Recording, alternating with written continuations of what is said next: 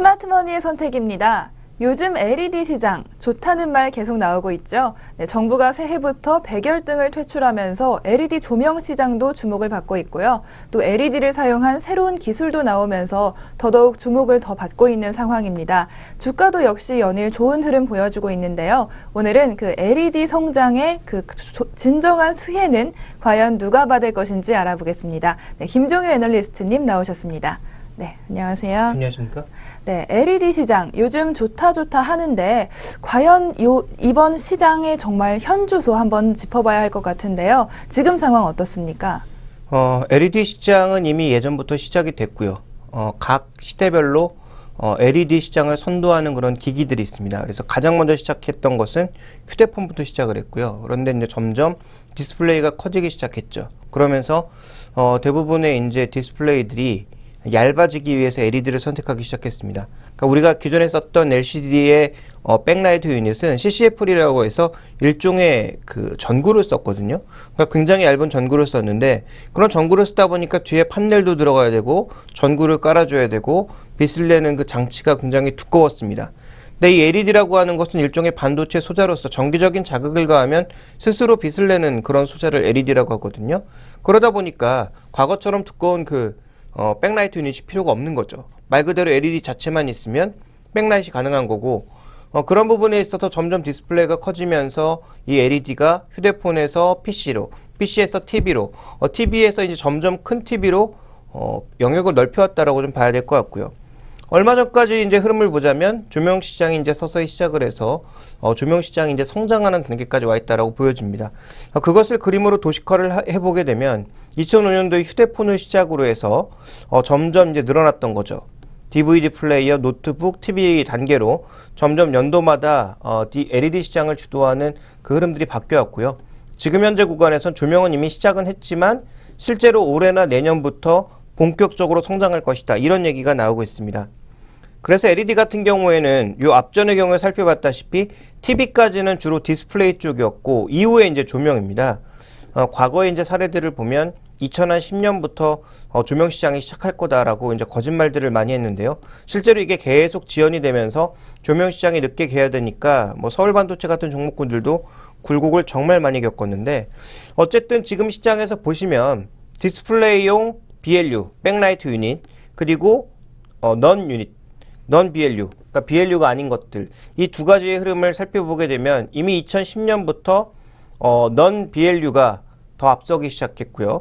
향후 성장을 보시면 BLU는 거의 변화가 없습니다. 이제 시장이 성숙했기 때문에 추가적으로 늘어날 요인이 없지만 넌 BLU, 조명 시장이 성장하면서 자동차라든지 이런 쪽의 성장과 함께 실제로 LED의 성장은 넌 BLU가 이끈다. 백라이트 유닛이 아닌 디스플레이용이 아닌 LED가 이끈다라는 것이 현재 가장 두드러진 특징이라고 볼 수가 있습니다. 그 다음에 살펴봐야 되는 것은 이 LED 조명 시장의 움직임인데요. 현재 아까도 말씀드렸다시피 현재 수준에서 보면 침투율이 어느 정도냐면 30% 정도, 전체 조명의 한 30% 정도가 LED거든요.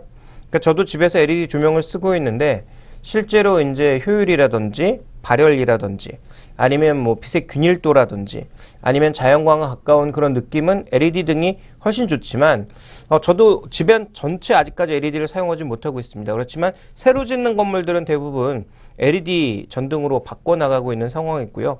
과거의 LED 기술은 빛의 직진성이 약해서 실제로 조명으로 쓰기에는 조금 부족한 점이 있었거든요.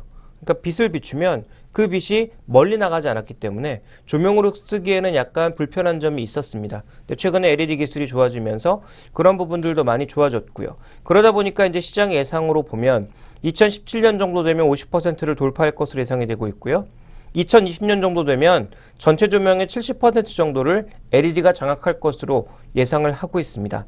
물론 이 과정에서 가격도 많이 떨어질 것 같고요. 전체적으로 또 하나 우리가 좀 살펴봐야 될 것은 용도별인데요. 실제로 사무용 쪽보다는 주거용 쪽의 전반적인 LED 침투율이 더 높을 것이다 라고 좀 보고 있는 것이 현실적입니다. 그리고 조명 시장 자체가 사무용보다는 주거용 시장이 좀 더 크다라고 봐야 되겠죠. 그래서 이런 시장의 전반적인 성장이 앞으로도 빠르게 나타날 것이다. 그래서 지금 현재 기준으로는 한 30% 정도이지만 2017년엔 절반 이상, 2020년 가면 거의 70%까지 나타남으로써 매년 20%가량의 성장을 꾸준하게 보여줄 것이다. 현재 시장의 예측은 이렇게 나오고 있습니다. 네.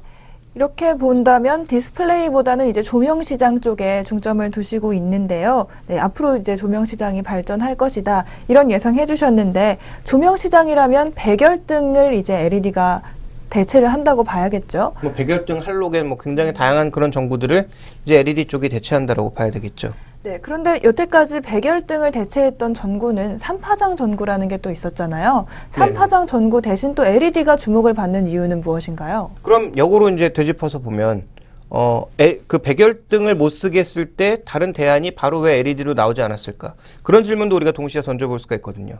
문제는 가격 때문이었습니다. 그러니까 기존의 백열등과 CFL이라고 하는 3파장 전구 그리고 이 LED 세 가지를 놓고 봤을 때 백열등은 법상으로 당장 못 쓰게 하는데 그럼 무언가 다른 대안을 찾아야 되는데 LED를 쓰려고 봤더니 수명은 높지만 가격이 너무 차이가 났거든요. 그러니까 뭐 가격을 정확하게 말씀드리자면 뭐 제가 지금 말씀드리는 건 어디까지 예시 가격입니다. 백열등 전구 하나 예를 들어서 1,000원이라면 LED에 똑같은 와트수의 전구를 쓰기 위해서는 예를 들어서 10,000원 정도를 소비를 해야 됐거든요.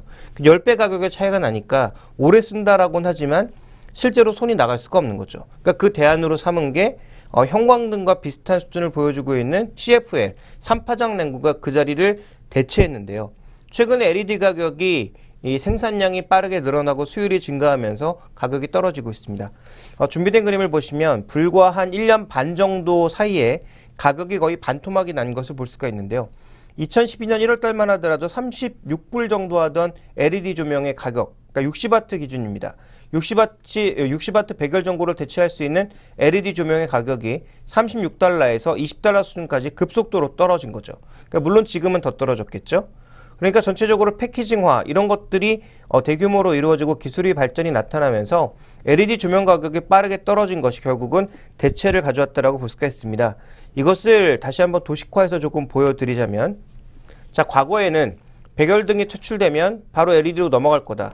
그래서 이때 한 2010년도, 2011년 이때 LED 관련 종목군들이 급등을 했다가 실제로 아니네 뭐 그러면서 결국은 다 급락해 버렸거든요. 그래서 LED 조명은 불과 한 3년 전부터 개화된다 이런 얘기가 거의 매년 나왔지만 실제 개화는 이제부터 시작하고 있는 것입니다.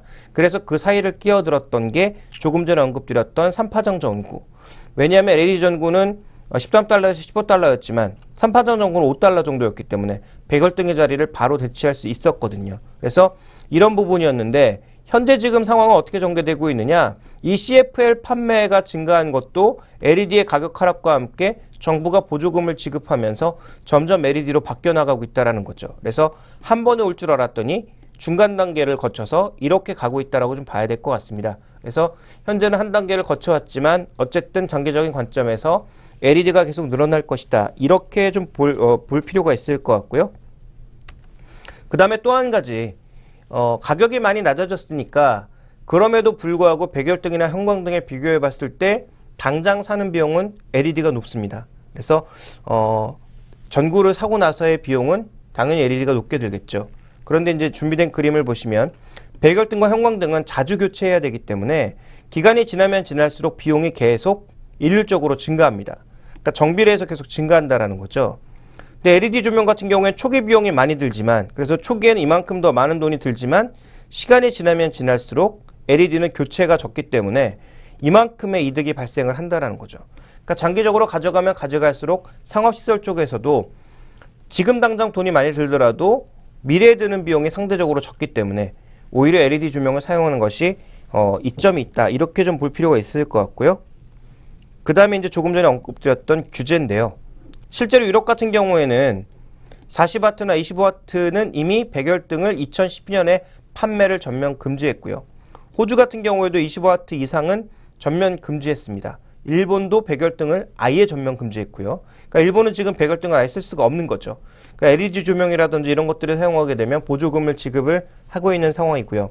한국과 미국이 2014년 올해 이제 수입 금지하고 생산을 금지하는 그런 모습들을 보였고 미국도 마찬가지입니다. 60W와 40W 이상의 생산과 판매를 금지하면서 크리라고 하는 미국의 주요 그 반도체 그러니까 이 LED 관련 종목군들도 급등을 할 수 있는 여건을 만들어 줬었고요. 러시아 같은 경우에도 2014년에 약간의 금지가 있고 중국 같은 경우, 브라질 같은 경우에도 2016년 정도 가게 되면 대부분 전면 금지에 들어가게 되거든요. 그러니까 우리가 흔히 얘기하는 브릭스 국가들, 이렇게 이머징 국가들, 인구가 많은 국가들 쪽에서도 백열등 사용을 금지시킨다면, 그러니까 수은 때문이었는데, 중금속 때문이었는데, 어쨌든 이것을 금지시킨다면 앞으로 LED가 쓰일 수 있는 여지는 그만큼 상대적으로 높아진다. 뭐 물론 잘 못 사는 국가 쪽에서는 LED로 바로 가기보다는 중간 전 단계라고 볼 수 있는 3파장으로 또 넘어갈 수도 있겠습니다만, 어쨌든 전반적으로 지금 정부의 보조금 지급이라든지 지속적으로 떨어지고 있는 LED의 상황만을 살펴본다면 향후 LED 시장이 좋아질 가능성은 여전히 많이 열려 있다. 이렇게 봐야 될 것 같습니다. 네, 각국이 백열등 규제도 계속 구체화하고 있고 또 가격도 떨어진다면 LED 조명 시장 그냥 이제 앞으로는 좀 좋은 것 아니냐 이렇게 판단을 할 수도 있겠는데요. 혹시 변수는 없나요? 우리가 변수로 봐야 될 것은 결국은 욕심인 것 같습니다. 사람들의 욕심이 얼마만큼 강하게 작용하느냐, 이게 가장 중요한 변수라고 판단해 볼 수 있는데요. 먼저 준비된 그림을 보시면 LED라고 하는 것이 좀 전에 분명히 말씀드렸지만 조명만 있는 것이 아니라 디스플레이 시장도 굉장히 크다라고 말씀드렸습니다. 그래서 LED 산업을 전체를 놓고 보게 되면 지금 수요와 공급을 비교해 봤을 때 항상 수요가 타이트하지 않고 루즈합니다. 그러니까 공급이 그만큼 많다는 얘기죠. 초과 공급이 존재하는 것은 근데 대부분 아직까지는 조명보다는 주로 디스플레이 쪽입니다. 그러니까 TV용 LED, 우리가 지금 쓰고 있는 이 컴퓨터용 LED, PC용 LED 이런 것들이 남아돌고 있거든요. 이게 다 누구 때문이냐면 실제로 절반 이상은 중국이나 개도국들 때문입니다.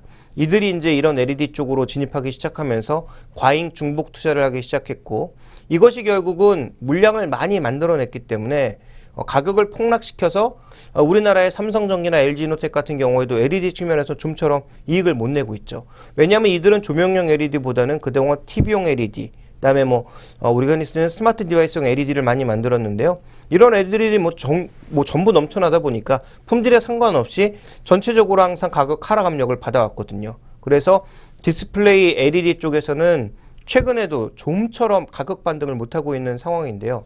근데 조명 시장이 앞으로 돈이 된다고 하면 지금 남아돌고 있는 이 설비들이 조명 시장으로 돌 가능성, 그 조명 시장도 돈이 된다고 시작하면 사람들의 욕심에 의해서 모두 다 조명으로 뛰어들기 시작하면서, 혹은 중국 업체들이 조명으로 뛰어들기 시작하면서 경쟁을 붙기 시작하면 결국은 LED의 가격은 떨어져서 소비자 입장에서는 좋지만 산업적인 측면에서 보면 또 공급 과잉에 시달릴 가능성, 이게 앞으로 우리가 가장 주목해야 되는 변수가 아닌가라고 판단을 하고 있습니다.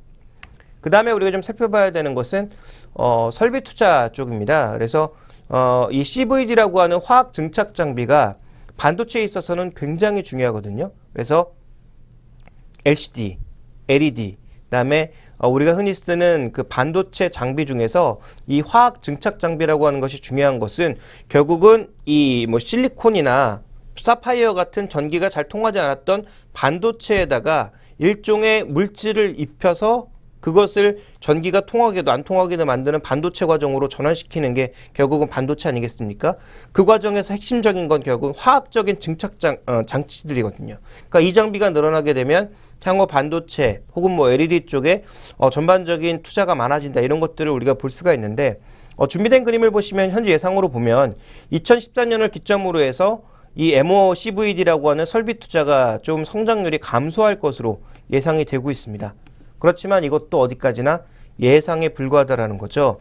이미 다른 산업에서 공급 과잉을 다 한 번씩 겪어왔기 때문에 이 반도체 LED 쪽에서는 그러한 전철을 다시 밟지 않을 거다라는 그런 예측을 깔고 가고 있는 건데, 그건 어디까지나 학자들의 생각이죠.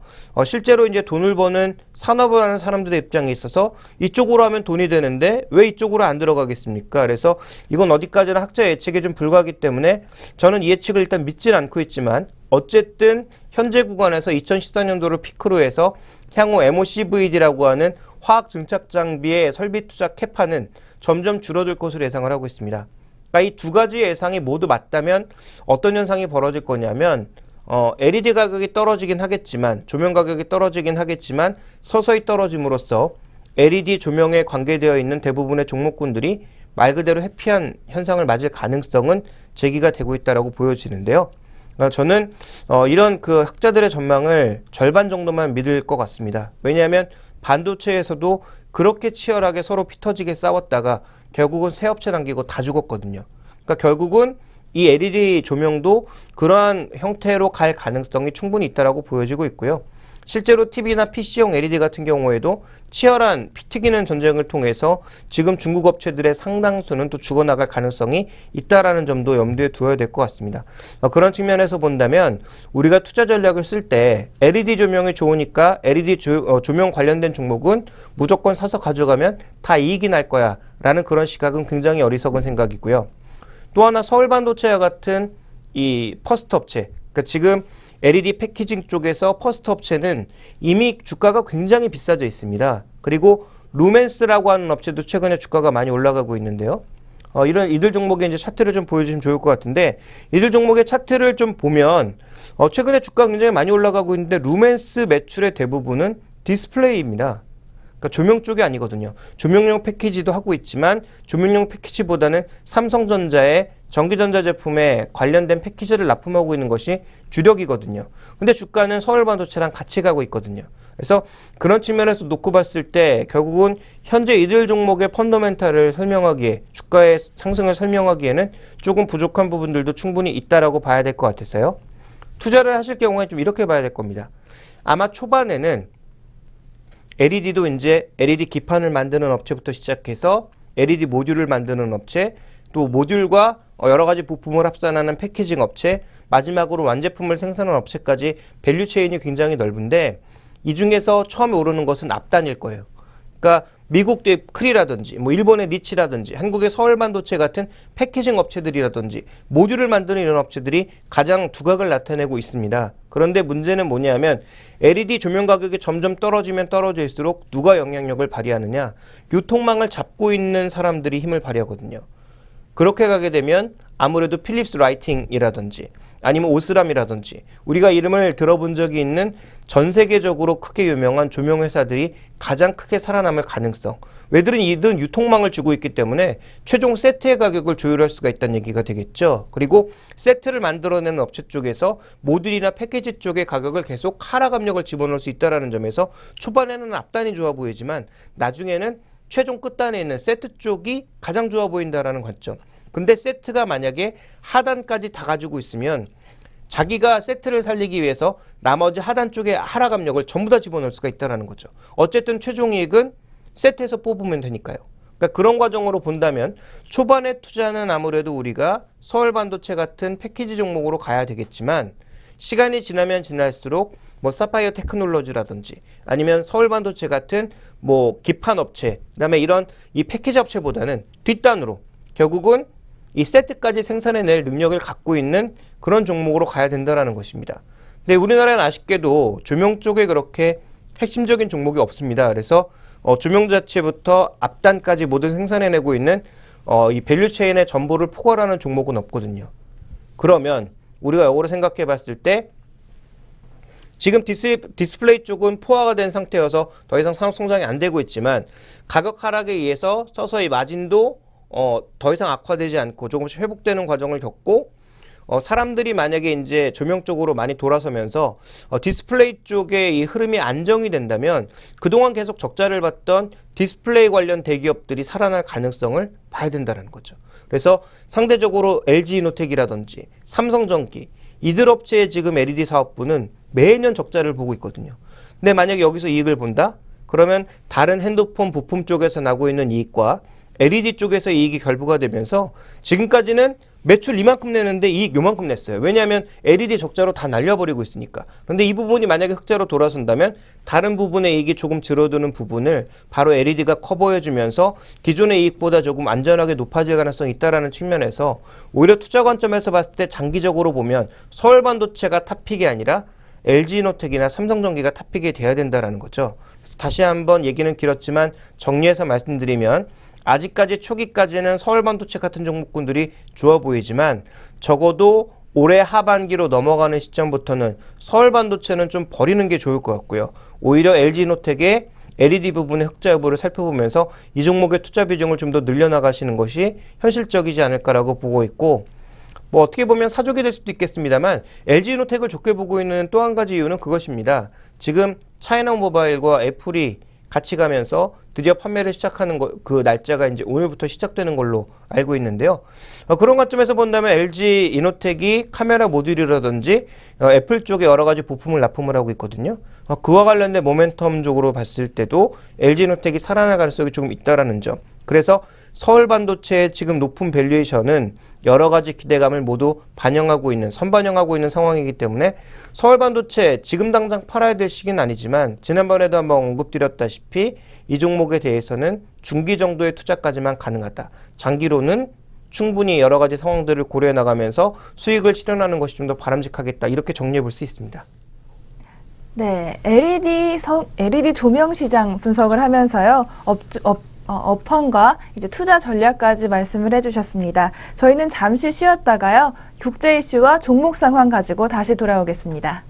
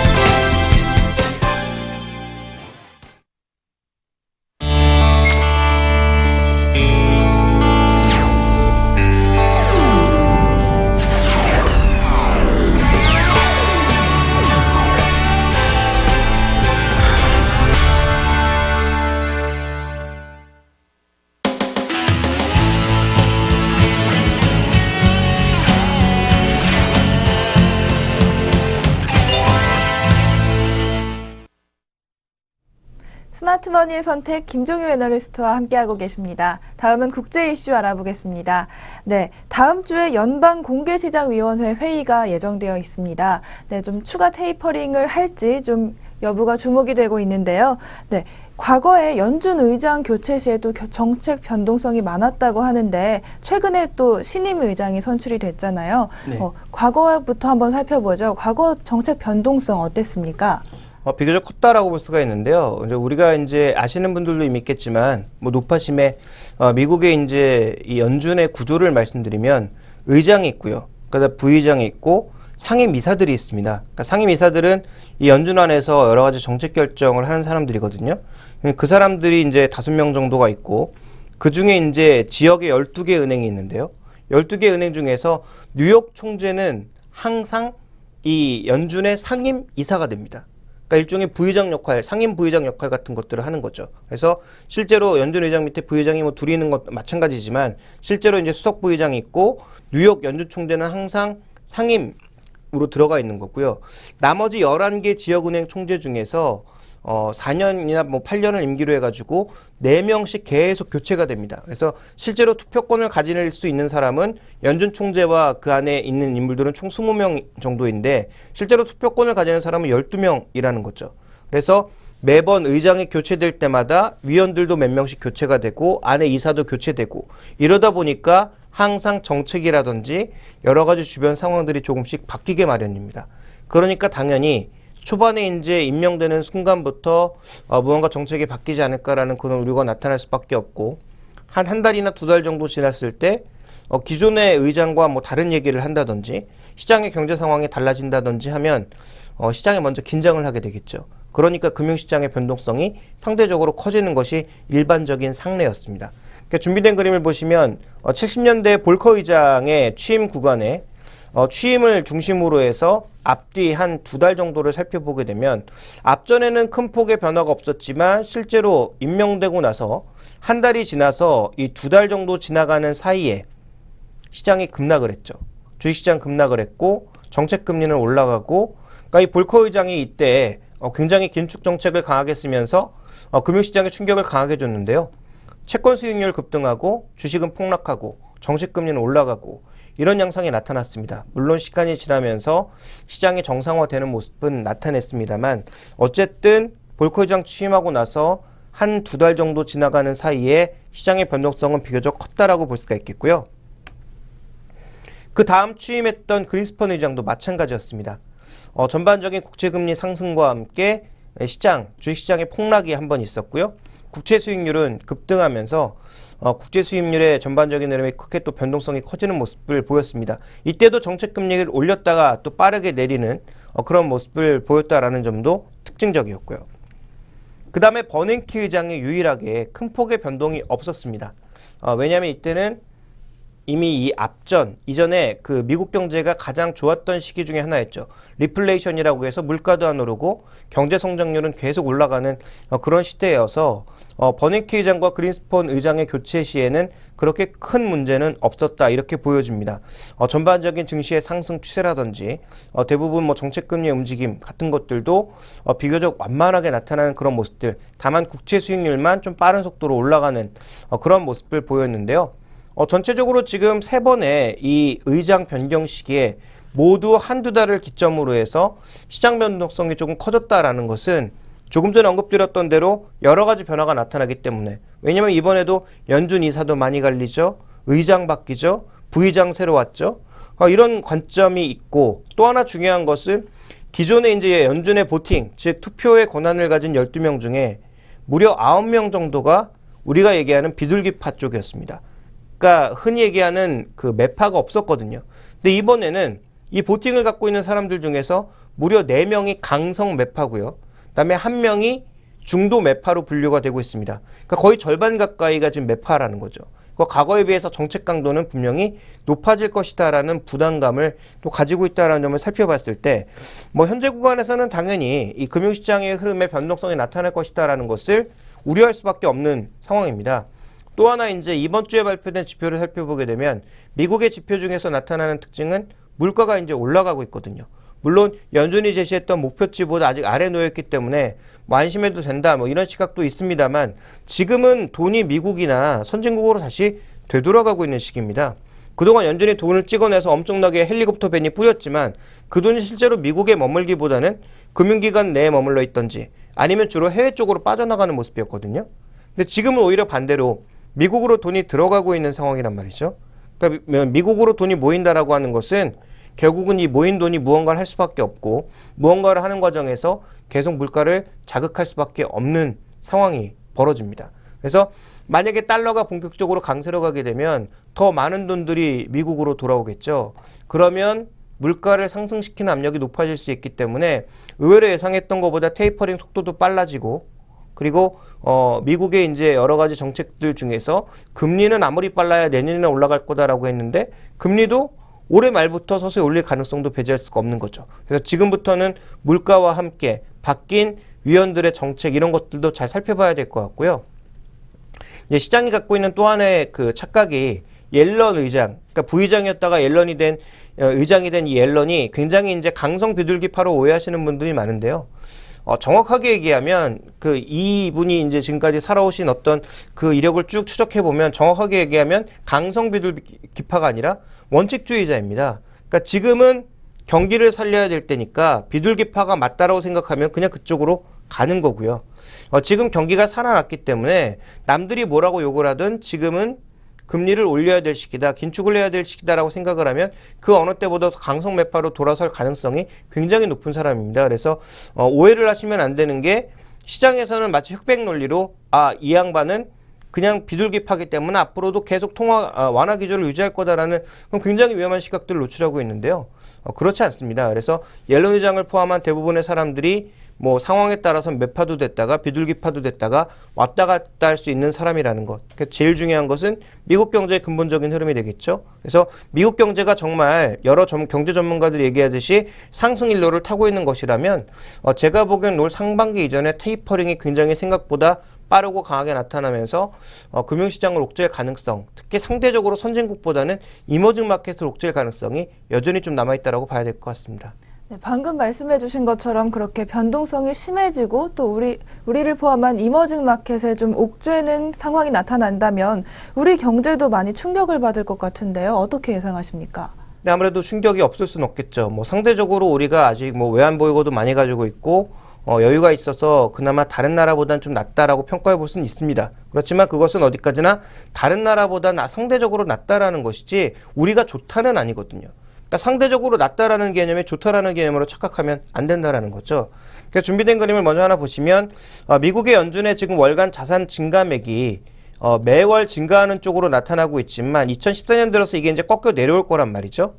그러면 연준에서 이렇게 자산을 안 사줬을 때 누가 살 거냐라는 것입니다.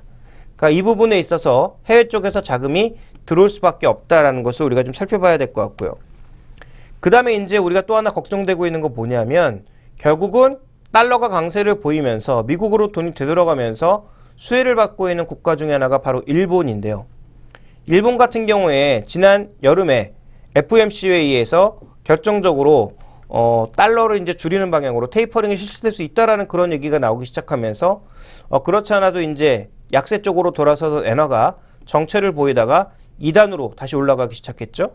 그래서 만약에 테이퍼링의 속도가 예상보다 굉장히 빠르다. 그리고 달러도 강세로 돌아선다라는 그런 시각이 나오게 되면 한 번 더 점프할 수가 있는 거죠. 물론 이 상단이 시장의 예상대로 뭐 120엔일지 110엔일지 이건 뭐 누구도 장담할 수 없는 것이겠습니다만 어쨌든 다시 한번 레벨업 할 가능성이 남아있다라는 측면에서 그렇지 않아도 미국이나 유럽 시장에서 일본과 치열하게 경쟁하고 있는 한국 수출 기업들의 입장에서는 그렇게 달가운 뉴스는 아닙니다. 물론 이제 경제 분석하는 사람들 중에서 긍정론자들은 이런 얘기 많이 하겠죠. 해외 생산 늘렸으니까 상관없는 거 아니냐. 저는 그렇게 생각하지 않습니다. 그렇지 않아도 우리가 경쟁력이 많이 좋아진 것은 사실입니다만 실제로 우리가 잘했기보다는 일본이 너무 못해서 우리가 일본을 제친 경우도 상당히 있었거든요. 근데 일본도 실제로 아베노믹스와 관련된 긍정적인 환율 효과와 함께 일본 기업들이 다시 부활하려는 그런 움직임들을 강력하게 보여주고 있고 일미 카메라 시장에서는 다시 일본의 영향력이 그 어느 때보다도 아주 높게 확대되고 있는 상황이고요. 그리고 일부 스마트 기기 쪽에서도 일본의 경쟁력이 한두 단계씩 높아지고 있는 것도 사실이고요. 또 UHD TV 쪽에서는 이미 일본이 한국을 공식적으로 누르고 1위로 올라섰고요. 물론 이것이 다시 이제 올해 내로 역전된다라는 그런 시각은 나오고 있습니다만 그건 좀 지켜봐야 되겠죠. 그리고 이제 배, 철강 이런 부분들 쪽에서도 한국 기업들과 가격 경쟁력 측면에서는 일부 유리한 점을 나타내고 있는 것도 사실입니다.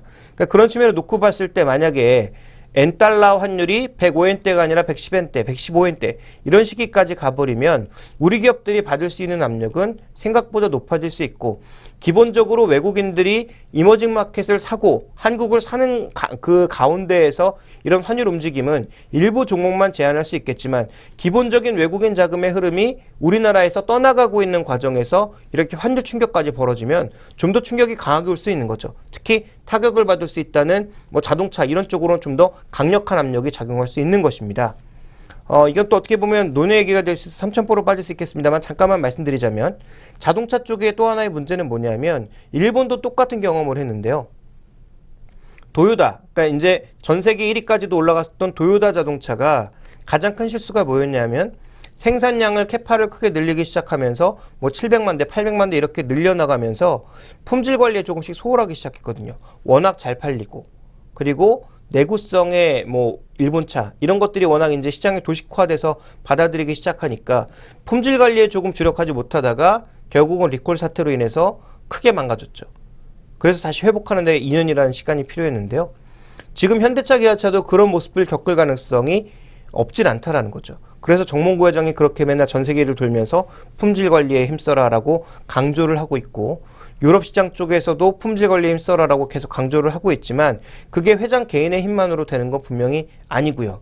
또 국내에서는 여러 번 그 귀족 노조가 파업을 하면서 상대적으로 품질이 떨어지거나 아니면 누수가 된다든지 뭐 일부이긴 합니다만 그 많이 만드는 자동차 내에서 불만이 좀 쌓여가고 있는 상황입니다. 엔진룸에 뭐 물이 찬다든지 이런 것들이 최근에 사이트에서는 좀 많이 발견이 되고 있거든요. 그래서 그런 관점에서 본다면 분명히 환율 충격과 맞물려서 그런 안 좋았던 부분들이 그동안 좋았던 부분에 가려졌던 한두 가지 것들이 수면 위로 부상할 가능성이 충분히 있다라는 거죠. 물론 올해 3월, 4월부터 뭐 신차 라인업에 뭐 대기하고 있다, 뭐 이런 얘기를 많이 하고 있습니다만 우리만 신차 나오는 거 아니죠. 그래서 그런 부분들에 대한 여러 가지 그 생각들을 우리가 좀 복합적으로 해야 되지 않나. 그래서 연준의 정책 시기와 맞물려서 우리가 좀 고민이 되는 것은 결국은 달러가 환수되는 과정에서 환율과 관련된 충격으로 인해서 우리 기업들이 수익성 압박을 조금 더 받지 않을까. 이런 부분들에 대한 우려는 충분히 좀 필요할 것으로 판단하고 있고요. 그 다음에 우리가 좀 더 우려가 되고 있는 것은 뭐냐면 우리는 그나마 조금 견조하더라도 다른 아시아 국가들 좀 문제가 될 수 있을 것 같은데요. 준비된 그림을 보시면 아시아 환율 중에서 인도네시아 링깃화라든지 그다음에 지금 인도의 그 루피아화 같은 거, 루피아화나 루피아 같은 화 같은 경우를 보시면 미국채 수익률이 올라가면서 전부 지금 환율의 평가 절하가 같이 나타나고 있습니다. 그것도 급격하게 나타나고 있거든요. 그러니까 미국채 수익률이 더 올라가게 되면 국채를 안 삼으로써 미국채 수익률이 더 올라가게 되면 이들 국가들은 더 취약하게 충격을 여전히 받을 수 있다는 것이고요. 이것은 말레이시아 링기타나 필리핀 페소와도 마찬가지 흐름을 나타내고 있다. 그래서 지금 동남아시아에 있는 주요 국가들 중에서 미국의 국채금리가 상승하게 되면 금리의 변화에 따라서 엔화뿐만 아니라 상대적으로 약세를 보일 만한 국가들이 더 있다는 것이고요. 이들이 이렇게 통화 약세를 보이면서 만약에 외화 자금이 빠져나갈 경우 외환위기까지는 가지 않는다고 하더라도 문제가 뭐냐면 우리나라가 지금 중국과 함께 동남아의 수출을 굉장히 많이 늘려놨거든요.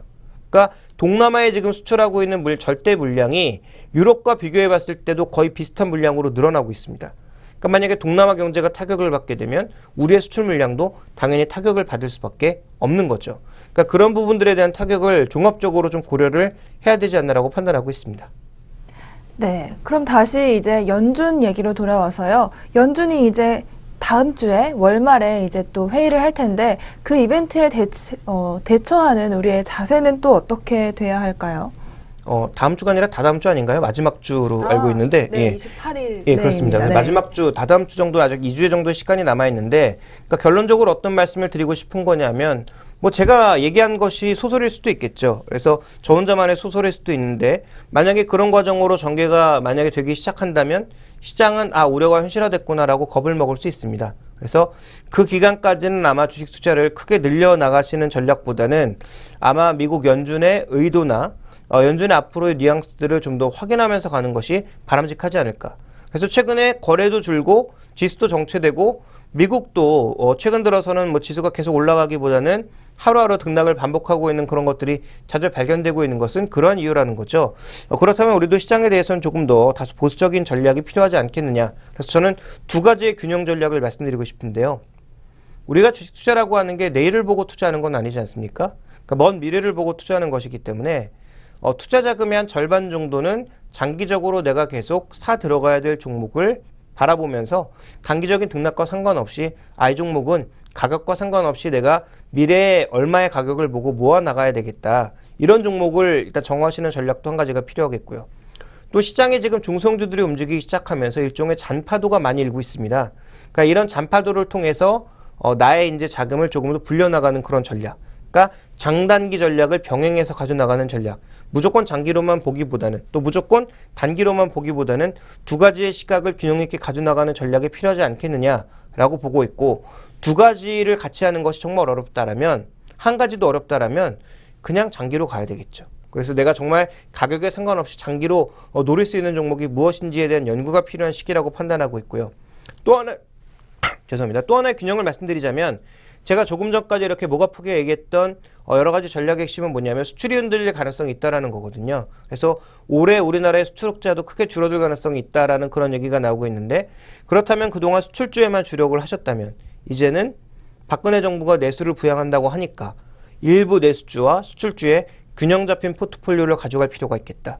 그래서 내수주 중에서 정말 실적이 좋아지고 있는 종목이 뭔지, 실적이 바닥을 친 것이 뭔지 이런 것들을 확인하는 전략이 필요하다라는 거죠. 그래서 이제 뭐 그런 전략을 조금 말씀드리자면 제 개인적인 판단에서 봤을 때는 작년 4분기를 기점으로 실적의 턴어라운드가 나타날 수 있는 종목을 강원랜드와 CJ제일제당, 뭐 SBS 같은 종목을 실적 턴어라운드 측면으로 보고 있고요. SK하이닉스는 지금 구조적으로 이익이 계속 늘고 있는 상황이기 때문에 단기적인 뭐 뉴스가 나올 때마다의 등락은 있겠지만 뭐 이 종목은 좀 꾸준하게 가져나가시는 전략, 그리고 단기적으로는 또 애플과 관련돼서 LG 디스플레이, LG노텍 같은 종목군들의 관심을 좀 늘려나가는 그런 전략이 필요하지 않을까 이렇게 판단하고 있습니다. 네, 미국 정책부터 이제 투자 전략까지 한번 살펴봤습니다. 다음은 이제 종목 상황 한번 살펴볼 텐데요. YG 엔터테인먼트입니다. 바로 어제 골든디스크 시상식에서 또 YG 소속 가수들도 상을 받으면서 주목이 되고 있는데요. 상승세가 계속이 되고 있습니다. 주가도 계속 상승하고 있는데 또 이럴 때일수록 경계할 만한 점이 없는지 살펴봐야겠죠. 네, 애널리스트님. 4분기 실적은 부진이 예고가 됐습니다. 그럼에도 불구하고 이렇게 주가가 계속 상승하고 있는 이유는 어떻게 됩니까? 그 4분기 실적이 부진하지만 이게 일종의 숫자 노름이거든요. 그러니까 이미 돈은 다 벌어놨습니다.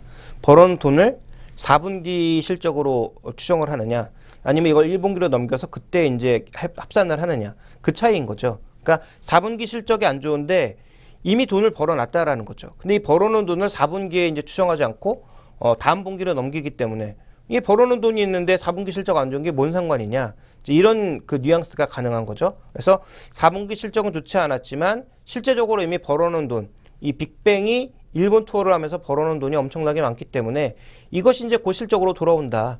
그렇다면 지금 4분기에 나오는 실적은 그렇게 중요하지 않다라는 시각이 존재하고 있는 거고요. 또 하나 이제 중요한 것은 뭐 준비된 그림을 보시면 지금 우리나라 아이돌들의 캐시카우 역할을 하고 있는 것은 뭐 전 세계 여러 군데인 것 같지만 실제로 대부분 과장된 것이고요. 실제로 돈을 벌어들이는 쪽은 그나마 일본입니다. 그래서 뭐 SM이라든지 아니면 YG의 주요 소속 가수들이 모두 돈을 벌어들이는 것이 일본인데요. 지금 준비된 그림을 보시면 올 한 해 추정치만 봤을 때 빅뱅이 벌어들인 돈이 아니라 실제로 모은 관객 수가 일본에서 77만, 지드래곤 혼자 모은 관객이 22만, 이 정도거든요. 그러니까 지금 뭐 투애니원이나 다른 어떤 가수의 도움 없이도 빅뱅이라고 하는 한 그룹의 움직임만으로도 작년에 100만을 모았다는 얘기죠. 올해는 더 높아질 가능성을 보고 있습니다.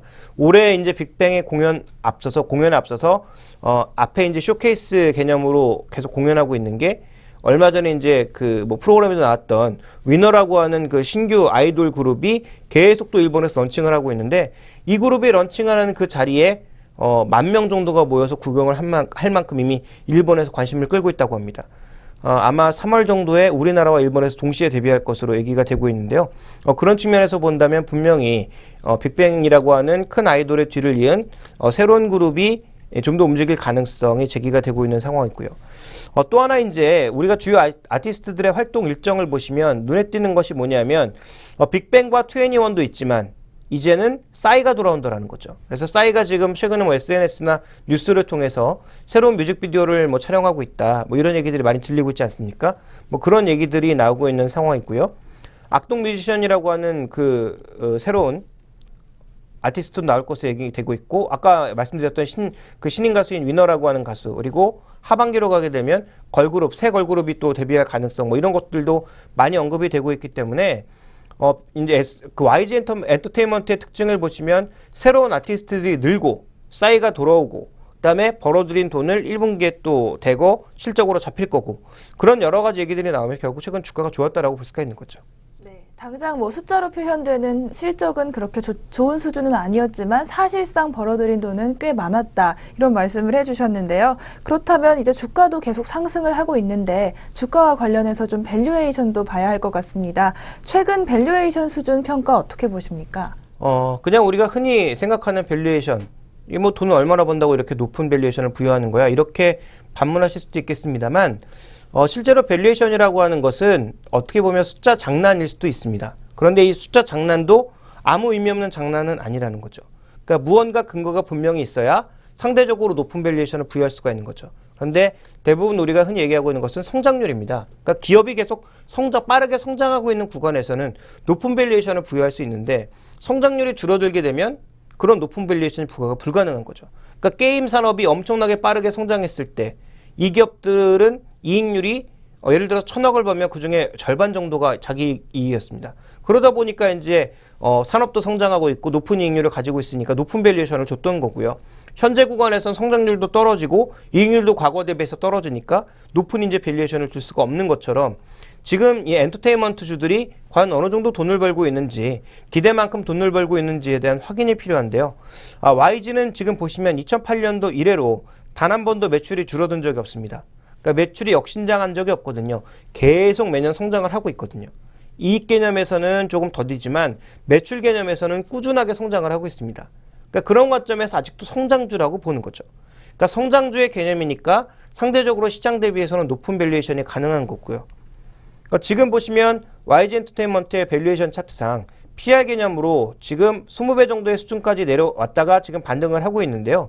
20배 정도의 수준이면 거의 바닥 수준입니다. 그러니까 아직도 성장하고 있기 때문에 20배가 가능한 거죠. 이게 만약에 성장이 떨어지게 되면 15배, 10배로 금방 떨어질 수 있겠지만 어쨌든 지금 우리나라가 3% 성장도 힘겨운 4% 성장하면 많이 성장했다 이러고 있는 시기에 연간 20%를 성장하는 기업이니까 이런 밸류에이션이 가능한 거고요. PBR 개념에서도 지금 뭐 3.5배, 4배 정도의 수준을 보여주고 있습니다. 이게 절대적으로 비싼 거냐를 확실하게 우리가 판단해 보기 위해서는 SM이나 다른 이런 엔터테인먼트 주들과 비교해야 되는데 그들과 비교해 보면 지금 비슷한 수준에서 움직이고들 있거든요. 그렇게 본다면 지금 밸류에이션 자체는 그렇게 비싸지는 않다라고 봐야 될 것 같습니다. 네, 이런 상황으로 본다면 조금 긍정적으로 판단할 수도 있겠다 싶은데요. 앞으로의 투자 전략은 그럼 어떻게 가져가야 할까요? 저는 여전히 뭐 기대와 우려를 번갈아 가면서 탈 것으로 생각을 하고 있습니다. 그러니까 이런 엔터테인먼트 주들의 특징이 뭐냐면 장기적인 그림으로 봤을 때 지금 한국도 내수 성장, 중국도 내수 성장. 근데 이 내수 성장의 또 특징 중에 하나가 콘텐츠 산업의 육성이거든요. 그러니까 지금 중국도 뭐 영화라든지 음악이라든지 뭐 드라마 이런 것들의 그 규모를 키우고 산업의 파이를 키우기 위한 노력들을 굉장히 많이 하고 있습니다. 그런데 중국 내에서만 만들어내는 것은 한계가 있겠죠. 해외 힘을 분명히 좀 빌려와야 될 것으로 보여지고 있고 그러면 그 많은 산업의 규모 내에서 한국이 일부만 가져오더라도 충분히 영향력을 발휘할 수가 있는 겁니다. 그래서 그 부분에 대한 긍정적인 수혜, 그러니까 이제는 중국으로 가서도 돈을 벌어올 수 있는 그런 충분한 기회들이 마련되고 있다는 것이 첫 번째 특징이고요. 그 다음에 좀 우리가 살펴봐야 될 것은 우리나라에서도 콘텐츠 산업 자체가 전반적으로 성장하면서 뭐 이제 관심 있으면 아시겠습니다만 우리나라에 지금 가장 핫한 그룹은 엑소 아니겠습니까? 그런데 엑소를 기념하는 그 가로수길에 가게가 있는데 그 가게에서 파는 정말 허접한 티셔츠 하나도 8만 원, 9만 원의 가격에 팔아도 몇 장씩을 사간다라는 거죠. 그러니까 실제로 이렇게 크고 있는 아이돌들은 어른들의 입장에서 보면 미친 짓이라고 생각할 수도 있겠지만 그들에겐 또 그게 문화거든요. 그리고 그 사진 하나를 구하기 위해서 한 사람이 CD를 20장, 30장씩 사는 것들이 일종의 문화입니다. 물론 그것이 뭐 바람직한 것은 아니겠습니다만 어쨌든 그런 흐름들이 나타나고 있기 때문에 실제로 YG 같은 경우에도 이런 캐릭터들을 만들고 여러 가지 부가 사업들을 하기 위한 준비를 하고 있는데요. 그 대표적인 것이 화장품 그리고 의류 사업 이런 것들이거든요. 그래서 그런 사업들과의 뭐 부가까지 나타나기 시작한다면 장기적으로 성장할 것은 분명하다라고 판단을 하고 있는데 문제는 뭐냐면 항상 이 추정 실적들을 이런 그 긍정적인 모멘텀을 가지고 뻥튀기를 하고 있다는 거죠. 그러니까 애널리스트들이 실적 발표 이전에 항상 이번에 이 정도 실적 나올 거야. 목표가 얼마까지 갈 거야. 항상 실적인데 발표하면 거기에 못 미쳤고 그러면 기대를 높여놓은 것도 그 애널리스트들인데 실제 실적 발표하게 나면 실적 쇼크 그러면서 급락하고 이런 것들이 계속 반복되고 있거든요. 또 하나 이제 이 종목의 특징은 뭐냐면 빅뱅이라고 하는 그룹의 이제 역할이 너무 크다라는 거죠. 그러니까 투애니원, 뭐 싸이 이런 다른 그 부수적인 아티스트들의 비중이 앞으로도 점점 커질 것으로 보여집니다만 예를 들어서 뭐 빅뱅 중에 누가 하나 또 사고를 쳤다든지 아니면 뭐 싸이가 실제적으로 다시 한번 강남스타일 영화를 도저히 보여주지 못하고 다시 국내에 머무는 그런 모습을 보여준다든지 그러면 그 기대감도 빠르게 꺾일 수 있거든요. 그러니까 그런 아티스트들의 변동성 이게 예측 불가능하다라는 거죠. 그러니까 결국은 어떻게 해야 되겠습니까? 장기적인 방향은 올라가는 게 맞는데 단기적인 변동성은 아직도 수두룩하다라는 겁니다. 그렇다면 이 종목에 대해서는 예를 들어서 내가 이제 100 정도를 산다라고 생각을 했을 때 한 50 정도는 끊임없이 들고 가되 한 50 정도는 계속 샀다 팔았다를 반복하는 전략, 그리고 실적 발표를 앞두고 어느 정도 비중 조절을 통해서 속도 조절을 하는 그런 전략이 저는 필요하지 않나라고 판단하고 있습니다. 네, 장기적으로는 정말 이제 좋은 상황 확실하지만 단기적인 변수에 또 대비를 하셔야 할 것 같습니다. 네, 오늘 저희가 스마트머니 선택에서 준비한 소식은 여기까지입니다. 네, 수고하셨습니다.